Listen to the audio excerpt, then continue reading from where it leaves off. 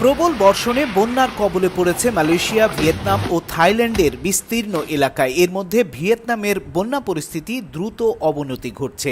মালয়েশিয়ানদের Vietnam ও Thailand সফর বাতিলের পরামর্শ দিয়েছেন দেশটির পররাষ্ট্রমন্ত্রী দাতুক সেরি মোহাম্মদ হাসান। মালয়েশিয়ার বিভিন্ন রাজ্যে বন্যা দুর্গত মানুষের সংখ্যা বেড়ে হয়েছে প্রায় 11,000।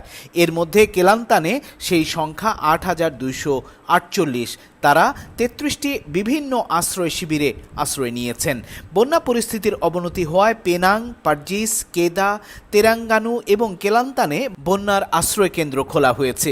সেলেঙ্গরও সোমবার থেকে বন্যার কবলে পড়েছে। সরকারের পক্ষ থেকে বন্যা দুর্গতদের খাদ্য সহায়তা দেয়া হচ্ছে। এছাড়া শাহ আলমের বিভিন্ন এলাকায় বন্যার পানি ঢুকে গেছে।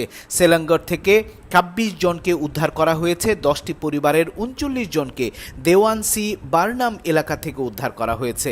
বন্যার পানি নেমে গেলে ইলেকট্রিসিটি ও গ্যাসের ব্যবহার নিয়ে সতর্ক থাকার কথা বলেছে কর্তৃপক্ষ। মালয়েশিয়ায় থাকা 9.5 লাখ প্রবাসী বাংলাদেশিদেরও এ সময় সতর্ক থাকা প্রয়োজন বলে মনে করছেন প্রবাসী বাংলাদেশিরা।